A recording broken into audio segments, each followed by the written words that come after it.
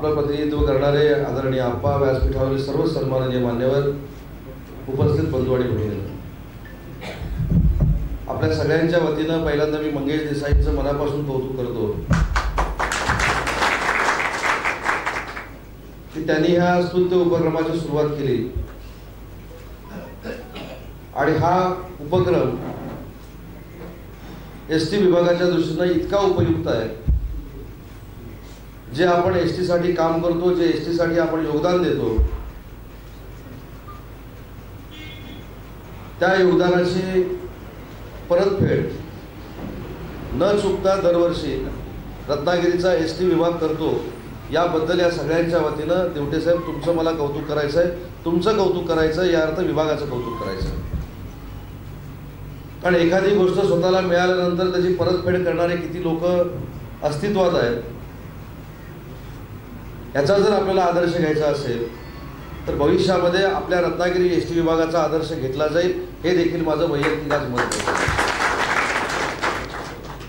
आणि मी लोकप्रतिनिधी म्हणून एवढा भाग्यवान आहे की मंगेशनं ज्या वर्षीपासून हा कार्यक्रम सुरू केला त्या प्रत्येक कार्यक्रमाला उपस्थित राहण्याची संधी त्यांनी मला उपलब्ध करून दिली आणि अशा कार्यक्रमाला मी उपस्थित राहिलो.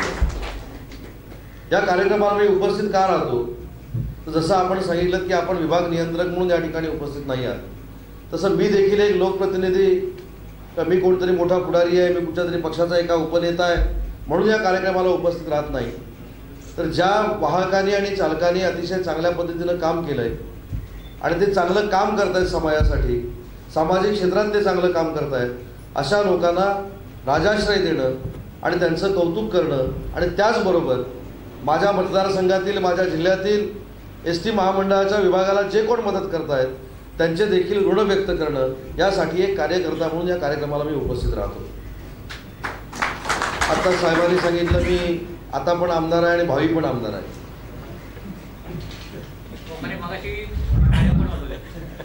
माझं काय म्हणणं नाही, एसटी महामंडळानं जाहीर केलं की तोच आमदार होत असतो याची कल्पना मला पूर्ण आहे.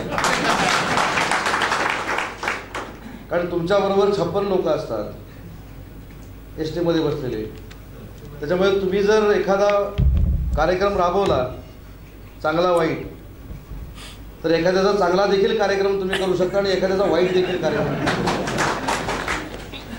पण एसटी महामंडळ असं सांगतं की उदय सामंत पुन्हा एकदा आमदार असणार आहे, त्याच्यामुळे बाकीच्या कोणाची पर्वा करायची मला गरज आहे असं मला वाटत नाही. पण ही भावना तुमच्यामध्ये जी वाढीस लागते, ही लोकप्रतिनिधी म्हणून देवटे साहेब एसटीच्या कुठच्याच कर्मचाऱ्याला, कुठच्याच अधिकाऱ्याला, कुठच्याच वाहकाला आणि कुठच्याही चालकाला माझ्या 15 वर्षाच्या राजकीय कारकिर्दीमध्ये मी कधी त्रास दिला नाही. संघटना सोडून जे जे माझ्याकडे आले, म्हणजे आमची संघटना असेल, कामगार संघटना असेल, एसटी महामंडळातल्या अनेक संघटना असतील, त्या संघटना सगळ्या मी आपल्या मानल्या आणि त्या प्रत्येक माणसाचं एसटीतलं काम पूर्ण झालं पाहिजे हे माझं उद्दिष्ट धरून मी काम केलं. आणि म्हणून जरी आमची संघटना विरुद्ध कामगार संघटना असली तरी माझ्या प्रचारामध्ये आमची संघटना देखील असते आणि कामगार संघटना देखील असते. याचं कारण असं आहे की या मंडळीनं नाहक त्रास देणं, या मंडळीनं नाहक त्रास देऊन काहीतरी आपण साध्य करणं, याच्यापेक्षा हे जे काही वाहक चालक आहेत जे आमची जनतेची सेवा करतायत, महाराष्ट्रातल्या लाखो लोकांना दिवसभरामध्ये ने-आण करतायत, अशा लोकांच्या मागे जर आमची ताकद उभी राहिली तर एसटी महामंडळाचं खाजगीकरण होणार नाही ही आम्हाला पूर्ण खात्री असल्यामुळं संघटना बाजूला ठेवून मी यांच्या पाठीशी उभा राहतो. कधी कधी आमच्या संघटनेचे लोक देखील मला विचारतात, अरे त्या संघटनेच्या माणसाचं काम केलं. मी त्यांना एकच सांगतो, जरी संघटना वेगळ्या असल्या तरी तो देखील माणूसच आहे. आणि मी ज्यावेळी आमदार म्हणून काम करतो, एखादा पदाधिकारी म्हणून काम करतो, त्यावेळी माझ्या मतदारसंघातल्या, माझ्या जिल्ह्यातल्या प्रत्येक माणसाला न्याय देणं ही माझी जबाबदारी असल्यामुळं ज्यावेळी संघटना वाढवायची असेल त्यावेळी शिवसेनेची संघटना आपण नक्की वाढवू. पण एखाद्या माणसावर जर अन्याय होत असेल तर संघटनांचं राजकारण बाजूला ठेवून त्याच्या मागे देखील उभं राहणं ही लोकप्रतिनिधी म्हणून आमची जबाबदारी आहे. आणि म्हणून कधी कधी कटुतेचे प्रसंग निर्माण झाल्यानंतर सुद्धा काही लोक असं म्हणतात आमचं ऐकलं नाही पण उदय सामंतचं ऐकतात. आता काय करू बाबा, माझं ऐकतात त्याला मी तरी काय करू. तुझं ऐकलं पाहिजे तू चांगलं वाग, तुझं ऐकलं पाहिजे तू दादागिरी करू नको, तुझं ऐकलं पाहिजे तू कोणाला मारू नको. आता प्रत्येक कर्मचारी माझं ऐकतो, त्याला माझं काय मी त्यांच्याशी चांगलं वागतो, नम्रतेनं वागतो आणि ती नम्रता असल्यामुळे तुमच्यासारखे सांगतात की उदय सामंतच भावी आमदार आहे, दुसरा कोण होऊ शकणार नाही. हे कशामुळे घडतं तर माझ्या मतदारसंघामध्ये असे आपल्या सगळ्या प्रशासकीय कामांना मदत करणारी लोक आहेत. आज प्रतिनिधी म्हणून आप्पा या ठिकाणी बसलेले आहेत. मला खरोखरच या मंडळींचं कौतुक वाटतं की ज्याचा खर्चाचा आलेख देवटे साहेब तुम्ही इथे मांडलात की दरवर्षी नुसत्या चहासाठी आमच्या जिल्ह्यातली लोक वाहक आणि चालकांवर 3,500-4,000 रुपये खर्च करतात. याचा अर्थ आमची आर्थिक परिस्थिती प्रतिकूल असली तरी चालेल, पण माझ्याकडे येणारा पाहुणा किंवा माझ्याकडे आलेला माणूस हा सुखानच राहिला पाहिजे, समाधानी राहिला पाहिजे. ही जी काय कोकणाची परंपरा आहे, रत्नागिरीची परंपरा आहे, हे जोपासण्याचं काम आपण तुम्ही आणि तुमचे सर्व सहकारी करताय, हे कौतुकास्पद आहे. ठीक आहे, राजकारणासाठी राजकारण होत असतं, पक्षाचं राजकारण होत असतं, पण पक्षाच्या राजकारणापलीकडे जाऊन देखील कुठंतरी माणुसकी आहे. आणि हे जर कुठं बघायचं असेल ती कुठं माणुसकी आहे तर आज या कार्यक्रमानं पुन्हा एकदा सिद्ध झालेलं आहे. या कोकणामध्ये, रत्नागिरी जिल्ह्यामध्ये, रत्नागिरी तालुक्यामध्ये माझे सगळे जे एसटीचे ग्राहक आहेत त्यांच्यामध्ये एक वेगळ्या प्रकारची माणुसकी आहे, वेगळ्या प्रकारचं एक आदर्श घेण्याचं कुठचं तरी कर्तृत्व आहे आणि ते आदर्श आम्ही देखील घेतला पाहिजे. आम्ही भांडतो, आम्ही राजकारणामध्ये भांडतो, आम्ही राजकारण करतो, पण आप्पा असतील, आता या काकांनी देखील सांगितलं की मी सगळं करून दिलं आहे, पण मी शौचालय करू शकत नाही. मी तुम्हाला शब्द देतो, दिवटे साहेबांशी बोलून, तिकडे लोकप्रतिनिधींशी बोलून लवकरात लवकर तुमच्या मनातली इच्छा 100% उदय सामंत पूर्ण केल्याशिवाय नाही. शेवटी ते जर तिथे राहिले चांगल्या पद्धतीची सेवा देऊ शकतात. आणि दिवटे साहेब मी अधिकारवाणीनं का बोलतो, कारण माझं आणि एस टीचं नातं एक वेगळं आहे. आज ठीक आहे, राजशिष्टाचारामुळे काही पदं मिळत जातात, शासनाच्या गाड्यांमधनं आम्ही फिरतो, वैयक्तिक तुमच्यासमोर आम्ही लहानाचे मोठे झालो, आर्थिक स्तर देखील उंचावला. पण 29 वर्षापूर्वी ज्यावेळी पालीतनं मी रत्नागिरीला यायचो कॉलेजसाठी, त्यावेळी देखील वळके पाली गाडी होती 6:20ची, त्या गाडीतनं मी यायचो. 6:20ला बसल्यानंतर ती गाडी 7:30 वाजता इकडे पोचायची. आता अर्ध्या तासात पोचते. हा सगळा प्रवास मी एस टीतनं केलेला आहे. त्याच्यामुळे वाहक काय असतो, चालक काय असतो, आत बसणाऱ्या एस टीतल्या लोकांची भावना काय असते, हे सगळा समजणारा मी कार्यकर्ता आहे. आणि एवढंच नाही, मी ज्यावेळी गणपतीला माझ्या गावामध्ये जायचो सिंधुदुर्गामध्ये, त्यावेळी देखील आमच्यासमोर पर्याय नव्हता. आम्ही देखील रत्नागिरी वेंगुर्ला गाडीनंच जायचो, जी 2:30 वाजता पालीमध्ये थांबायची. आणि असं हळूहळू करून 12 वाजता आम्ही वेंगुर्ल्यात पोचायचो, जी आता 6-6:30 वाजता पोचते. रस्ते चांगले झाले असतील, इन्फ्रास्ट्रक्चर चांगलं झालं असेल, पण पूर्वीच्या 29 वर्षापूर्वी 30 वर्षापूर्वी केलेला एस टीचा प्रवास देखील माझ्यासारखा लोकप्रतिनिधी विसरू शकला नाही. आणि म्हणून मी सगळ्या संघटनांना सांगतो की संघटनांचं राजकारण व पतपेढीसाठी असेल, सभासद नोंदणीसाठी असेल, हे आपण कुठच्या स्तरावर तरी कुठंतरी आपल्याला आपण लिमिटेशन्स घालून घेतली पाहिजेत. जर आपल्या सगळ्यांचं ध्येय एक आहे की एस टी महामंडळाचं खाजगीकरण होता कामा नये, एस टी महामंडळातल्या वाहकाला, चालकाला, कर्मचाऱ्याला न्याय मिळाला पाहिजे, तर संघटनांच्या राजकारणामध्ये लोकप्रतिनिधींना भरडू नका.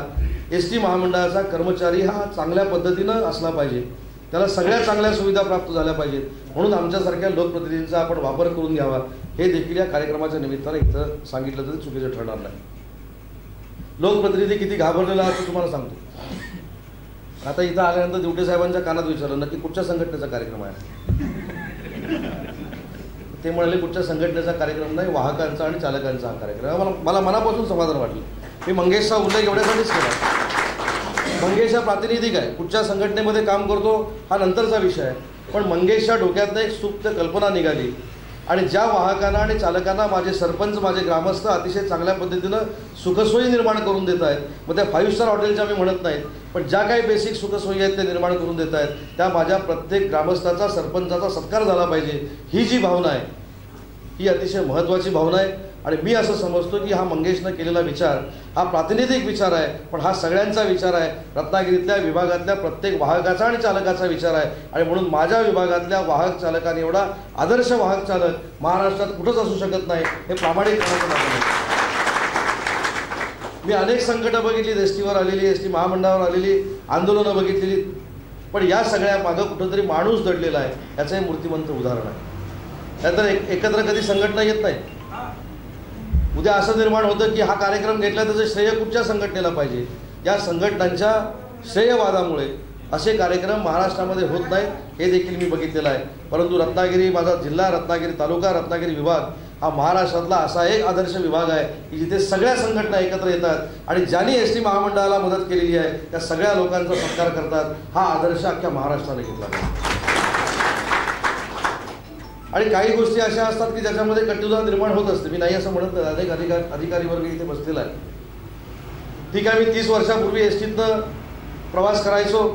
आता देखील वर्षातनं एक दिवस मी एस टीतनं प्रवास करतो.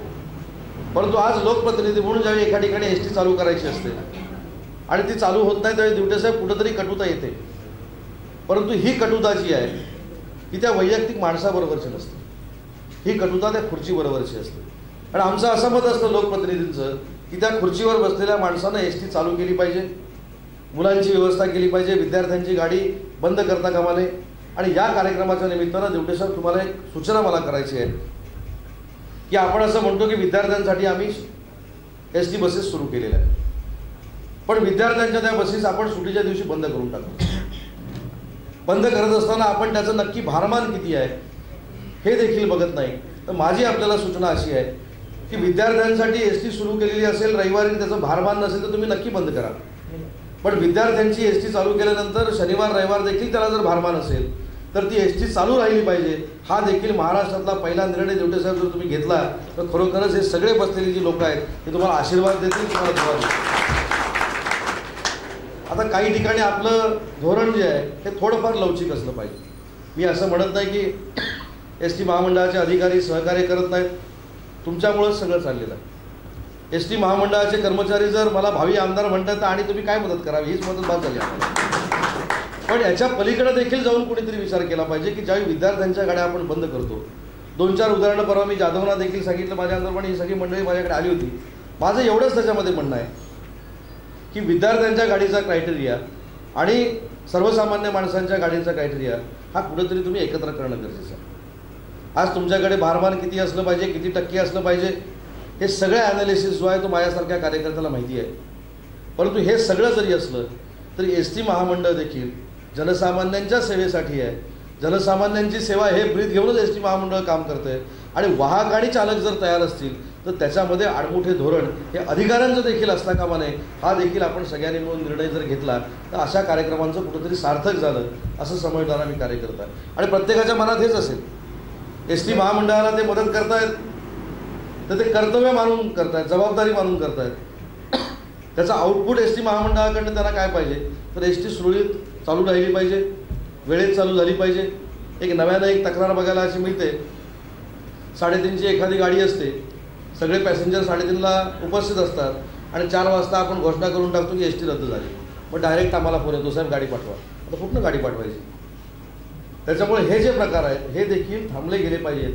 ह्याचा विचार देखील दिवटेसाहेब आपल्यासारख्या कार्यक्षम अधिकाऱ्यानं करणं गरजेचं आहे. कारण ह्याचा सगळा रोष कोणावर येतो? कारण आपण सगळे म्हणजे उद्या मी जर असेल, मी एखादी संस्था चालवतो, मी एखाद्या महामंडळाचा अध्यक्ष आहे, तर कुठच्याही गोष्टीचा जे चांगलं वाईट जे काय, चांगलं झालं तर त्याचं श्रेय मला मिळतं, पण वाईट झालं तर त्याचं श्रेय कर्मचाऱ्यांकडे जातं. तसंच एस टीचं आहे. चांगलं झालं तर दिवटे साहेबांचा सत्कार होतो, तुमचा सत्कार होतो, लोकप्रतिनिधी म्हणून माझा सत्कार होतो. पण वाईट झालं तर माझा वाहक आणि चालक सस्पेंड होतो, त्याची इन्क्वायरी लागते. एक पैशाचा तिकिटाचा पण आपण हिशोब ठेवतो. बाकीचे जे काय उद्योग करतात त्याचा कोण काय हिशोब ठेवत नाही. आणि म्हणून ज्यावेळी वाहकांच्या आणि चालकाच्या एक पैशाचा आपण विचार करता त्यावेळी वाहकांना आपण एस टी महामंडळ म्हणून किती सुविधा देतोय.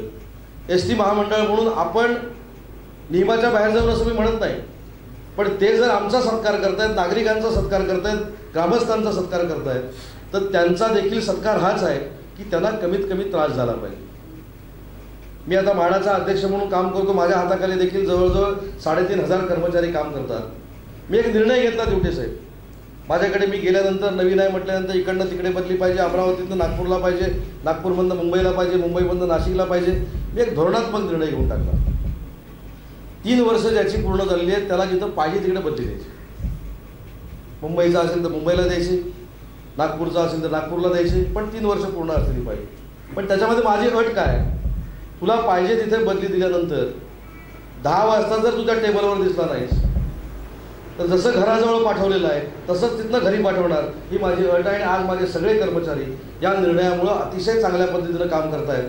आणि म्हणून काही बदल्यांच्या देखील गोष्टी आहेत, काही प्रमोशनच्या देखील गोष्टी आहेत. ह्या सगळ्या संघटनांना एकत्र घेऊन तुम्ही कुठेतरी विचार केला पाहिजे की आपण ज्यावेळी अधिकारी म्हणून काम करतो, आम्ही ज्यावेळी लोकप्रतिनिधी म्हणून मागणी करतो, नक्की माझे वाहक आणि चालक किती संकटामध्ये आहेत, त्यांना काय काय आपण करून दिलं पाहिजे. इथनं खाली जाताना आपण नोंद करत नाही. आता मला माहीत नाही नोंद करतात की नाही. करतो का? करतात आता. पण तुम्ही सगळा क्रायटेरिया लावताना ज्यावेळी गाडी सुटते तिथनं क्रायटेरिया लावता, मध्ये जर काय झालं तर फासावर वाहक आणि चालक. माझं म्हणणं हे कुठंतरी अडचणीचे जे नियम आहेत ते बदलून वाहक चालकांना देखील थोडंफार फ्री हँड दिलं पाहिजे. मी असं म्हणत नाही की तुमचा अधिकार त्यांना द्या, त्या तुमचा अधिकार द्या, मोरे तुमचा अधिकार द्या असं म्हणत नाही. माझं म्हणणं त्यांचा अधिकार त्यांना फ्री हँड जर वापरायला दिला तर रत्नागिरी विभाग हे महाराष्ट्रातलं आदर्श विभाग म्हणून चालू शकतं. इतकी ताकद माझ्या वाहकांमध्ये आणि चालकांमध्ये. आणि याचं कारण काय आहे तर सर्वसामान्य जो माणूस आहे, सर्वसामान्य जो घटक आहे, ग्रामपंचायतीतला असेल, गावातला असेल, तो तुमच्या एस टी महामंडळाच्या प्रत्येक वाहक आणि चालकाला सपोर्ट करायला तयार आहे, पाठिंबा द्यायला तयार आहे. फक्त कुठेतरी समन्वयाची भूमिका घेतली पाहिजे. गजानन पाटलांनी आता सांगितलं, शौचालयाचे प्रश्न त्यांनी सोडवले, राहण्याची व्यवस्था सोडवली. पण याच एस टीतल्या वाहकांची आणि चालकांची एक मागणी आपण अजून 10 वर्षामध्ये पूर्ण करू शकलो नाही. ती म्हणजे जर त्यांना राहायची व्यवस्था नसेल तर त्या एस टीमध्ये झुला असला पाहिजे. तुला माहिती मोठी सीट ना, काय म्हणतात त्याला, झोपाळा असला पाहिजे.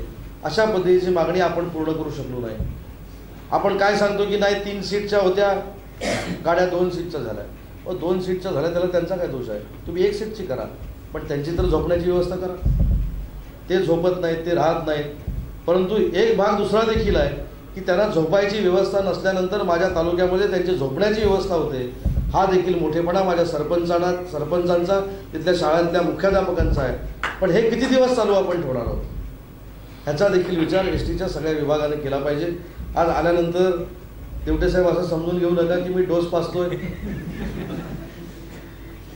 आणि डोस तर मी पाजूच शकत नाही. 6 महिन्यानंतर माझी निवडणूक आहे. त्यावेळी तुम्ही मला